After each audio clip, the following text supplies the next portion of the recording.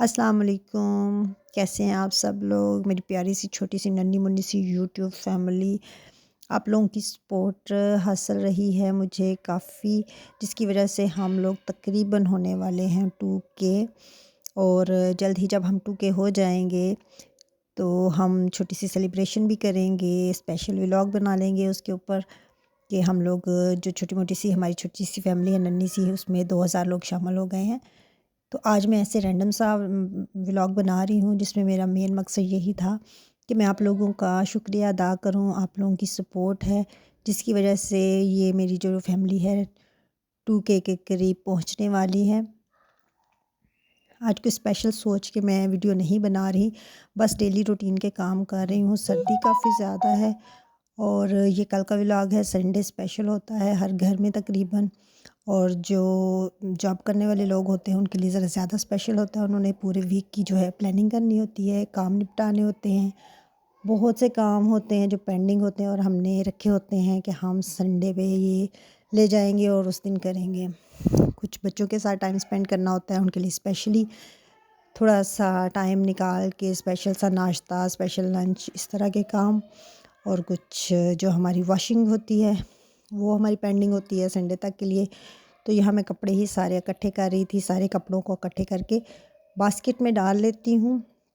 और इसके लिए एक टिप ये है कि आप इस तरह जो हमारे क्लॉथिंग बैग्स आते हैं उसको मैंने ये जो है ना टोकरी उसके साथ अटैच किया हुआ है, अंदर इसको लगा के गिरा लगा दिया। इसकी जितनी हमारी ग्लव्स हैं आजकल और जितनी हमारी सॉक्स वगैरह हैं वो सारी इसमें डाल देती हूँ ताकि ये कपड़ों के साथ मिक्स नहीं होती हैं और फिर ये गुम नहीं होती हैं। और आप चाहें तो इस क्लॉथिंग बैग के अंदर ही इनको वॉश कर सकते हैं और ये फिर बिल्कुल भी गुम नहीं होंगे और ये ड्रायर में भी इजीली जो है वो ड्राई भी हो जाते हैं।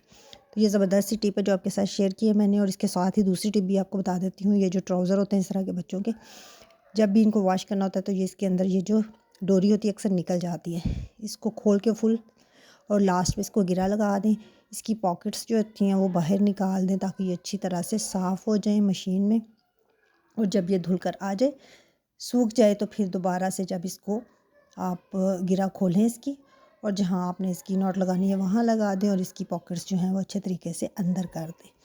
वीडियो के लास्ट पे आप लोगों को थोड़ी सी टिप्स दूंगी कि ये मुख्तलिफ़ किस्म के जो हमारे सर्दियों के कपड़े हैं जो बहुत ज़्यादा जगह घेरते हैं, इनको कैसे ईज़िली हम समेट सकते हैं, तय किस तरह लगाई जाए, कैसे इनको फ़ोल्ड किया जाए।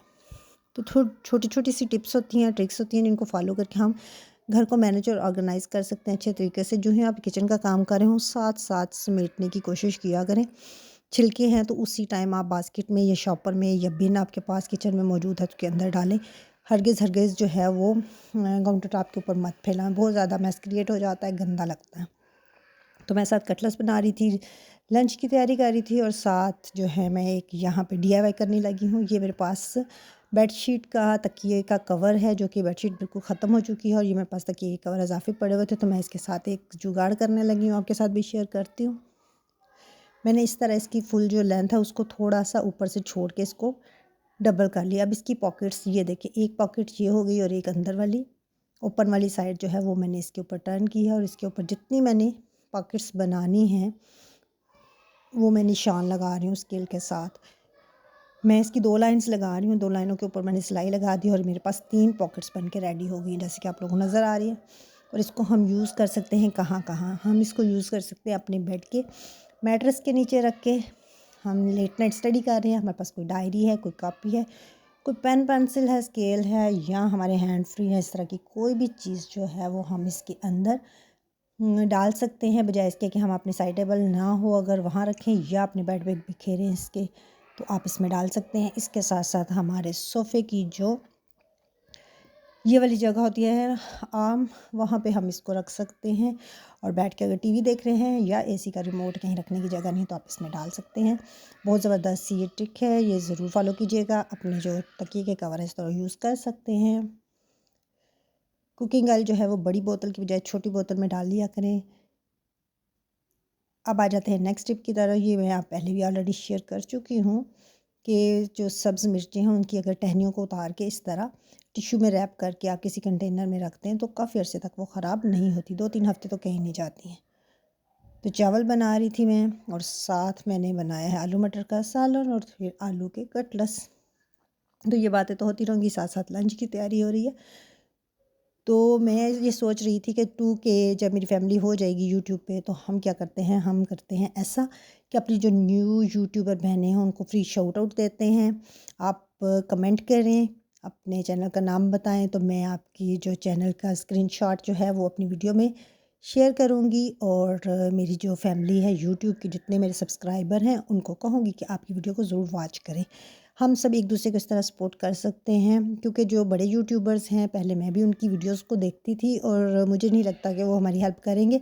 हम एक दूसरे को इस तरह सपोर्ट कर सकते हैं। तो आप लोग ज़रूर मुझे बताएं, मैं आपका साथ दूंगी, जितना मुझसे हो सका मैं ज़रूर करूँगी। तो कपड़ों को फ़ोल्ड करने के 2-4 तरीके जो मैं फ़ॉलो करती हूँ, जिससे ये कम जगह घेरते हैं, आप इस तरह इनको कर सकते हैं। ट्राउज़र को इस तरह से तय किया जा सकता है, और ये शर्ट जो है, इनको जैसे हम शर्ट को तय करते हैं इस तरह, और जो फ़ोल्डिंग है उसके अंदर इसको इस तरह से डाल देने से ये भी बिल्कुल भी खुलती नहीं है और शर्ट बिल्कुल अच्छे से फ़ोल्ड हो जाती है। इस तरह मैं 1-2 तरीके और करके बताती हूँ आपको। ये शर्ट है, इसको फ़ोल्ड किया जैसे आम शर्ट की हम फ़ोल्डिंग करते हैं, और ये नीचे वाली साइड्स लाकर जो ऊपर वाली साइड है वो इसके अंदर इस तरह डाल देनी है अच्छे तरीके से। और इस तरह आप किसी भी बास्केट में अपने वार्डरोब में रखें तो ये खुलेंगी नहीं, जगह भी कम घेरेंगी और जो है ऑर्गेनाइज रहेंगी। ये जो हमारे पफर होते हैं, इस तरह की जैकेट्स होती हैं, ये भी काफ़ी जगह घेरते हैं, और ये इनकी मसला होता है कि ये बिल्कुल टिकते नहीं एक जगह पे, इन पर फोल्डिंग फ़ौरन से खुल जाती है। तो ये हुड के अंदर इस तरह से डाल देने से नहीं खुलेगा। स्कार्फ़ जो हमारे स्टॉलर हैं, उनकी फ़ोल्डिंग भी बहुत इजी है।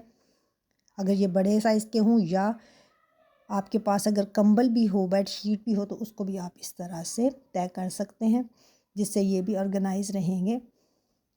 और किसी भी ऑर्गेनाइज़र के अंदर आप इनको रखेंगे तो ये बिल्कुल भी खुलेंगे नहीं।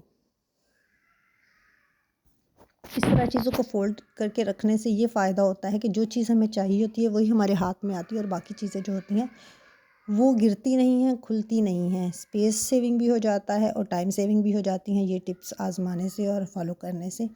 कोई इसमें बड़ी बात नहीं है कि हम क्यों ऐसे करें, भाई बहुत आसान से तरीके हैं, थोड़ी सी मेहनत कर लगती है, लेकिन ये है कि काम आसान भी हो जाता है, और जो है ना, वक्त की भी बचत हो जाती है। और सबसे बड़ी बात कि स्पेस जो है वो काफ़ी जो ज़्यादा है वो बच जाती है इस तरह ऑर्गेनाइज़ करके चीज़ें रखने से।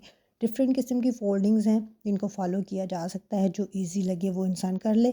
और इस तरह जो है वो, अगर बच्चे भी कपड़े कबर्ड से निकाल रहे हों, तो ये इस तरह फ़ोल्डिंग अगर चीज़ें पड़ी हैं तो वो खुलती नहीं हैं, और बिल्कुल भी जो है ना, वो मैस नहीं क्रिएट होता आपकी कबर्ड में, या आपकी कहीं पर जहाँ पर भी आपने कपड़े रखे हों। अक्सर बच्चों की शर्ट्स इस तरह होती हैं जिनके ऊपर ये पेंट वगैरह होता है, इसके ऊपर प्रेस लगाएंगे तो वो साथ चिपक जाता है। तो इसकी टिप ये है कि इस्त्री करने से पहले ऊपर टिश्यू पेपर रख दें, या कोई कपड़ा रख के इस तरह से प्रेस करेंगे तो बहुत अच्छे से प्रेस भी हो जाएगा, और ये चिपकेगा नहीं, उतरेगा नहीं।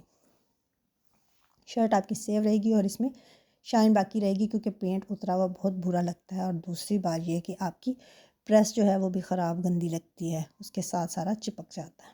तो इस तरह आप शर्ट्स की जो है फ़ोल्डिंग भी कर सकते हैं, ये भी बिल्कुल नहीं खुलती। नेक्स्ट टिप ये है कि जब आप कपड़े प्रेस कर रहे हों, तो जहाँ से कहीं आपको लगे कि ये सिलाई उधड़ी हुई है, तो उसी टाइम उसको मुकम्मल कर लिया करें। इस तरह जो काम है वक्त पर ही समेटा जा सकता है, और बवक्त ज़रूरत ये नहीं होता कि बच्चा पहनने लगे तो वहाँ से सिलाई उधड़ी हुई हो। मैं तो अपनी ये जो सिलाई मशीन है, ये जो अपना इस्त्री स्टैंड है, इसके ऊपर ही मैंने रखी हुई है, ताकि साथ साथ ही मैं सारे काम जो है वो समेट लेती हूँ। ये पफर को इस तरह आप पूरा फोल्ड करें, और फिर लास्ट पे जाके इसको अपोजिट साइड पे इसको टर्न कर दें ऊपर इस तरह। तो ये बहुत ज़्यादा जो है ये स्पेस को सेव कर लेते हैं। नेक्स्ट आ जाते हैं जी, हमारी जो रुमाल हैं, हमारी सॉक्स हैं, उनको, इनकी फ़ोल्डिंग बहुत आसान है। नीचे वाली साइड से पेयर को फ़ोल्ड करते ऊपर की तरफ लाएं, और ऊपर आके इसको टर्न कर दें। इस तरह आप अपनी नीज़ प्रोटेक्टर, अपनी ये जो सॉक्स हैं, इनको सबको इस तरह ऑर्गेनाइज़ करके रख सकते हैं। इस तरह जो हमारी सॉक्स फटी हुई हैं उनको मत रखें सॉक्स के साथ, बल्कि उनको अलग से एक शॉपर में या किसी थैले में डाल के रख दें, डस्टिंग वगैरह के लिए, और इस तरह के दूसरे पर्पज़ में वो इस्तेमाल हो जाती है। ये 2 ऑर्गेनाइज़र मैंने बनाए हुए, आम जो यूज़ के डिब्बे होते हैं हमारे घरों में मुख्तलिफ़ चीज़ों के, उनको कवर करके एक में मैंने रुमाल रख लिए हैं और एक में मैंने सॉक्स वगैरह रखी हुई हैं। आप भी ये चीज़ें यूज़ कर सकते हैं। वीडियो अच्छी लगे तो लाइक एंड फॉलो और दुआ में याद रखिएगा। अल्लाह हाफ़िज़।